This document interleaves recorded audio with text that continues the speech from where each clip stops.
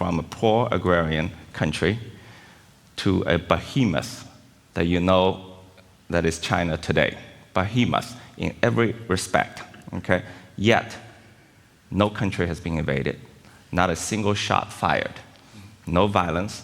And if you look at human history, the rise of every power, from Athenian Empire to the Roman Empire, to the British Empire, to America's manifest destiny, to the rise of modern Germany and modern Japan, Ottoman Empire, every single one of them, their rise was accompanied by tremendous bloodshed, colonization, wars, massacres, okay? And China's rise to date has been bigger and faster than them all. Mm-hmm. But no war yet. So that's something to celebrate. 西方学者与中国学者李世默展开了一场罕见的正面碰撞。当西方嘉宾紧追香港、台湾不放，质问为何不让香港人自由、台湾人想自治怎么办时，李世默没有陷入主权辩驳的陷阱，而是反手一击：你们自由主义300年了，现在鸦片危机、贫富撕裂、民粹反噬，问题出在哪？全场气氛骤变，这不是外交辞令式的太极，而是直接把刀插进了西方价值观的心脏。Michael spoke about the environmental crisis, but we all know that the environmental crisis cries into many other crises. You know, the social economic crisis, the inequality, the opiate crisis, just name it. And I would like to understand what is at the core. What is the cause? What is the cause of those crises we are now facing in the West 30 years after the fall of the Berlin Wall, when we thought, you know, end of history, liberal democracy has won, all will be fine. Who? Okay, Eric, you have strong views. Well, I think I enjoyed Michael's lecture very much this morning, especially when he mentioned about liberal politics and its lineage beginning the Enlightenment, of course. I think we're at the end of a 300-year run of a liberal vision of the world. However you want to call it, or maybe some call it the modern. And I think that vision is in some trouble, not predicting its demise, not yet. But it's in some trouble now because in the last 30 years to this day, since the end of the Cold War, that liberals around the world have pursued a rather extreme ideological version of modern liberalism, which precludes and excludes other possibilities. Both intellectually and economically, to the point where I think the leader of the liberal world, the United States, of course, had committed what Paul Kennedy defined as imperial overreach, both externally and internally. Externally, it's gone too far in trying to impose its vision on the rest of the world, on so many countries. To some extent, in some cases militarily, to rather disastrous consequences. And internally, it's taken this vision of the world which places the individual as the autonomous basic unit of society at the center of the universe. Internally, it's gone pretty far since the Reagan and Thatcher revolution. With the neoliberal economic doctrine that has led to tremendous inequality in developed countries that are generating this backlash against the liberal tradition, both the liberal tradition and globalization itself. Mm-hmm. And these problems are not being solved. So I think that's partially how I see it from the outside, from a non-liberal society, the trouble with the liberal vision. José Manuel, what's the cause of the many crises we are facing? I think that, first of all, I agree that globalization is a main driver for this angst, this anxiety that we have today in our societies. I'm speaking now more about the Western society, so Europe and Americas. I think that was certainly very much aggravated by the financial crisis and austerity policies and the impact that it had for us in Europe. A very specific issue is this movement of refugees and illegal migrants that has put a lot of pressure in some societies that were not used to deal with multiculturalism or diversity, or they thought that they had enough of that. So and that creates a backlash. So there are many causes. There is not a single cause. And by the way, I think we should avoid easy simplifications. In fact, that's one of the intellectual devices, if I may say so, of populism, les grands simplificateurs, is to make this kind of simplifications. I want to go to another place where there are problems, which is Hong Kong. And in Hong Kong, you have a few million people who are promoting, fighting, protesting to keep their sense of freedom and democracy.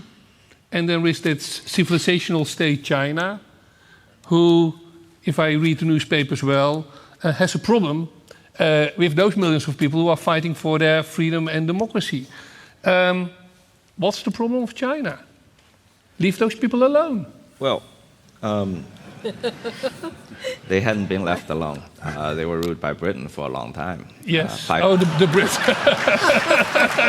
It's always the fault of the British.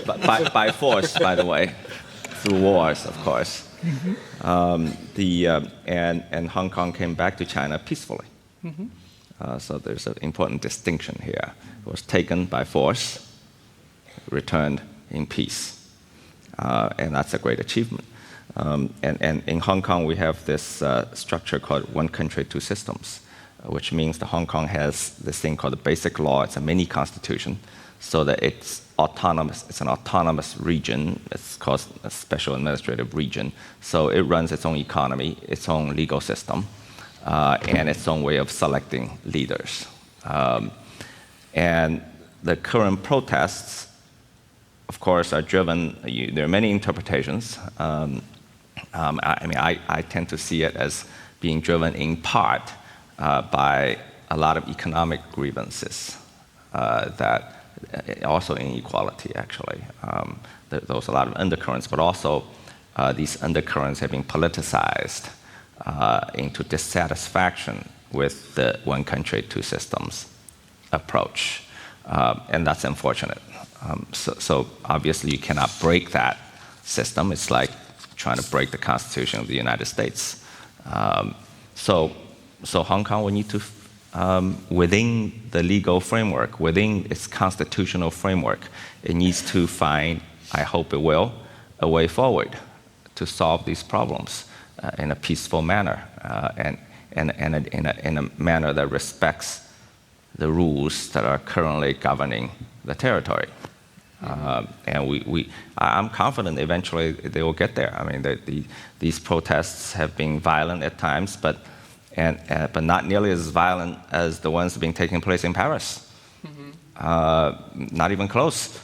and the police tactics not nearly as aggressive as the Parisian police. So I think in comparison, I'm rather sanguine. And,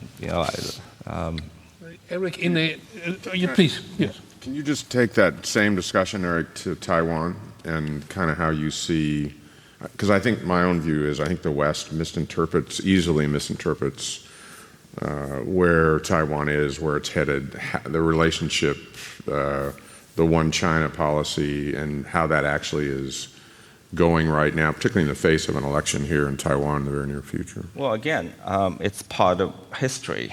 Why history is so important here. I mean,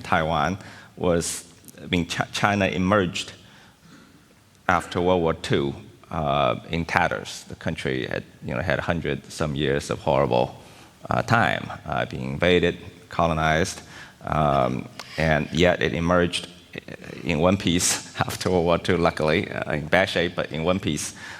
So its goal is to reunify the Chinese nation, and it's part of national aspiration. And Taiwan obviously is a part of that. And the current Taiwan constitution says that it is part of China. So it is an aspiration, you could say, on both sides of the strait. Although I do recognize there are people in Taiwan, sizable part of the population, who want Taiwan to be an independent country. But as you know, these are very difficult goals. It's always, in America, to be independent from Britain, it came with wars and bloodshed and extraordinary violence. So this is not an easy proposition. I hope one day the Chinese nation will be unified in one. That's our goal. But Eric, so you gave an interview for NRC in which you mentioned that the legitimacy of the Communist Party, which has total control of your country, is based because of the people. It's the people of China who legitimizes the Communist Party, right? But talking about what Michael mentioned, if you read other reports of what's happening in China, there is a politics of fear. There is this surveillance, the credit system. There's even a kind of gulag, re-education camps. I mean, what's the real legitimation of this Communist Party? Well, I think the legitimacy of any ruler or any rule on a long-term basis must be rested upon whether it delivers for a vast majority of the people that they govern. Okay? If they fail to do that for long duration, they will lose their legitimacy, period. And this is something not to be complacent about. My analysis is that the party has been successful so far is because they have this sense of crisis, this sense of they're not complacent. They keep thinking, what can we do to keep delivering? That's what I worry about liberal societies, because they have, as an outside observer, okay, I'm not, the liberal societies have these rulers, these elites, that somehow take their legitimacy for granted. So they say, we're legitimate because we're liberal. Liberalism grants us legitimacy, doesn't matter, no matter what. And you're illegitimate because you're illiberal. Therefore, so that kind of complacency, I think, may defeat liberalism, which will be unfortunate. I like to see a world where there are many different ideas of how to govern, but that will be the danger of liberal societies. Current Chinese party and the state are not in danger of that because they are constantly have this sense of crisis and how to deliver, and that's what I mean by legitimacy. There's a what you rest legitimacy on is, on the one hand, just an empirical question. All governments succeed only to the extent that they deliver in some way. The issue that you raised with Taiwan, I think, goes to the heart of a very important problem. And that is, if there are millions of people who want to govern themselves, does nationalism always trump self-government? Well, that seems to me a rather urgent matter, especially since the nationalism that would trump self-government is that of a one-party state. Well, it depends. And that's not a question of the problems of liberalism are evident, but the fact that liberalism or Western societies have enormous problems, and I come from a country where we have a very, very big problem, starting with the president. The fact that there are problems doesn't legitimize any other form of rule. Well, that's exactly my point. The fact that we have problems doesn't legitimize you either. I'm not asking. But I'm not asking you to legitimize me. But let me take your point. Let me take your point. I think the issue here is how you define the people. Right? I mean, I define the people as the Chinese people, which includes Taiwan. So I mean, do you define the Spanish people as including Catalonian people. Then if you define Spanish people, Catalonian people as part of Spanish people, then you will say that their aspiration for self-governance would be illegitimate because people in Madrid have a say as well in Barcelona, right? But I mean, I know it's a debatable issue. You can debate that. You could come to me and say, Taiwan is not a part of China. I would disagree with that, but that's the issue that we're debating. But you can still say that Taiwan is a part of China, but if the vast majority of Taiwanese want to govern themselves and establish their own rules. And the vast majority of people in Shanghai don't believe that. And we have a say in that too, just like the vast majority in Madrid also have a say in how Barcelonians should rule themselves. They think so, at least.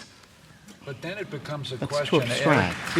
These are strong arguments. I'm treating them with respect. But then the issue becomes: how does this get adjudicated? Well, how does this get done?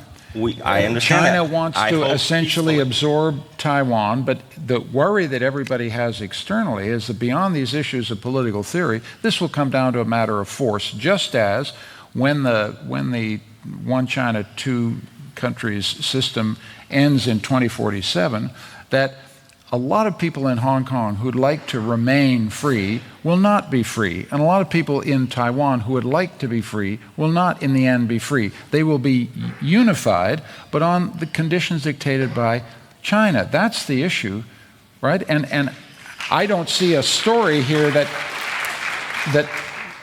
begins to respect the longing for democratic freedom that you see in Taiwan and that you see in Hong Kong. That is a problem for you. It's how you get there. Even if you agreed that this is one China, you may have to live with the fact there are many Chinas. Well, I'm not so sure about that. I mean, what do you mean we have to live with the idea of the many Chinas? I mean, Hong Kong obviously has its own mini constitution, which I think in modern history is unprecedented. Mm-hmm. I can't find an example where one nation state could be so tolerant as to have its sovereign territory, a part of sovereign territory, completely ruled almost autonomously with its own constitution. So I think I'm optimistic that we could resolve these differences amongst ourselves. And let me also help, if I could, relieve your anxiety a little bit, as you earlier pointed out about the potential for Chinese dominance of the world. Let me say this: I will wager a bet today that in 25 years, when we return for the 50th anniversary of the Nationalism conference, that You're very welcome. that China will not be dominating the world at that time. And I'll wager that bet for two reasons. One is because I don't believe China intends to dominate the world. And number two is, even if they did, they would fail at it. Because we moved way past beyond the age of dominance. I think it'll be difficult for any one power to dominate the world. It's the wrong mindset. And let me, if I could,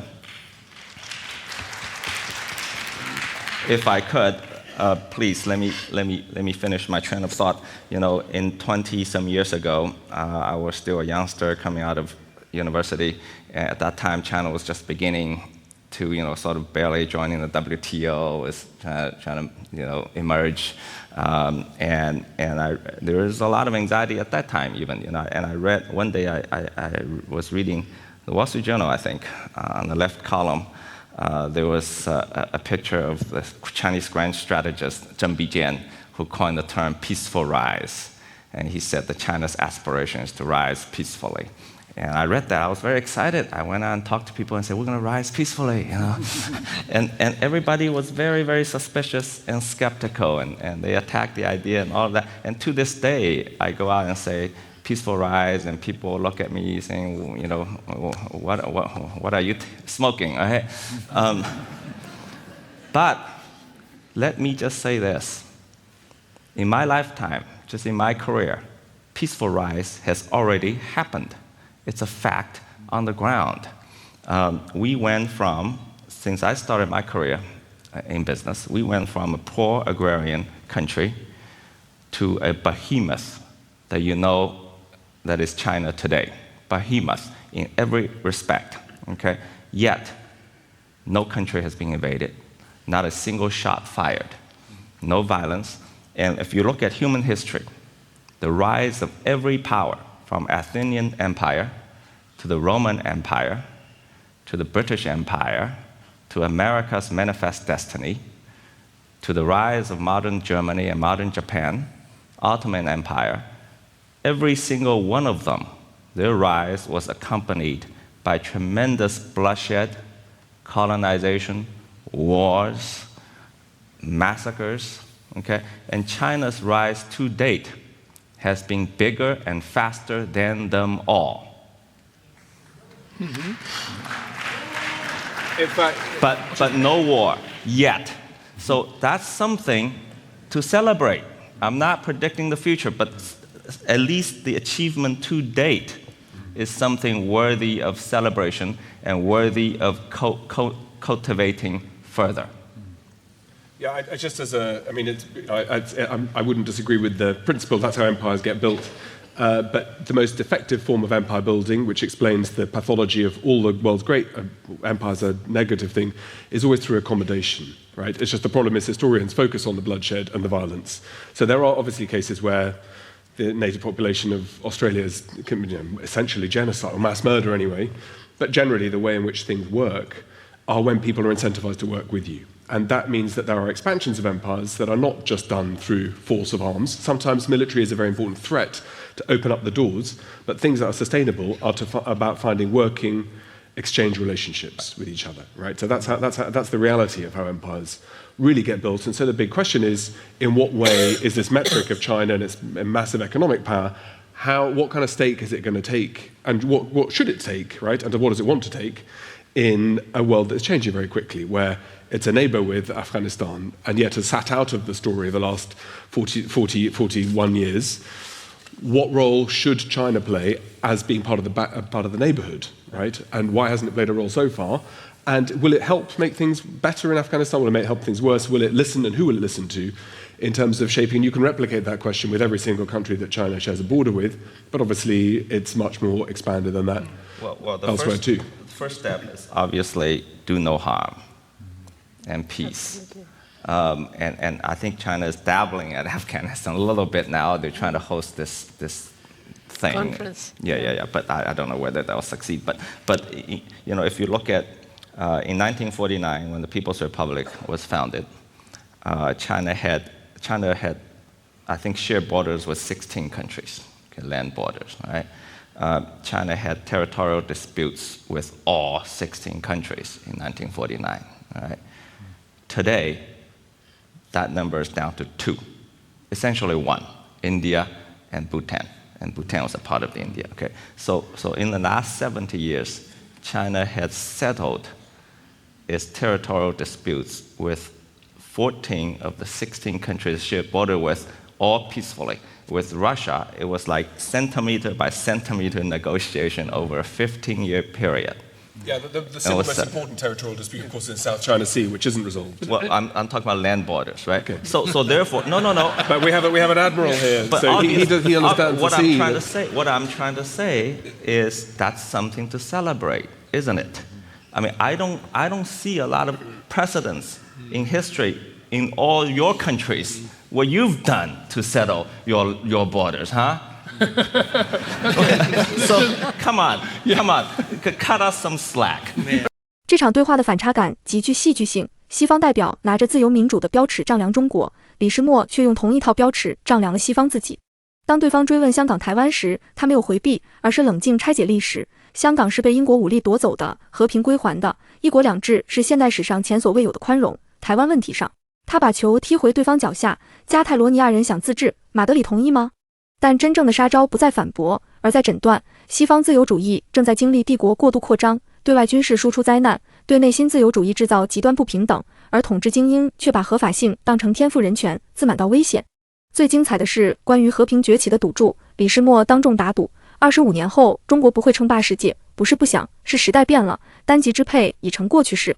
他用一组历史数据碾压全场，雅典、罗马、大英、美国、德日奥斯曼，哪个崛起不是血与火？而中国从赤贫到巨兽，没有开过一枪，用70年和平解决14个陆地边界争端。李世默他不否认中国有问题，但他指出真正的问题是自由主义自身正在崩塌，而崩塌的原因恰恰是他把合法性当成了免死金牌。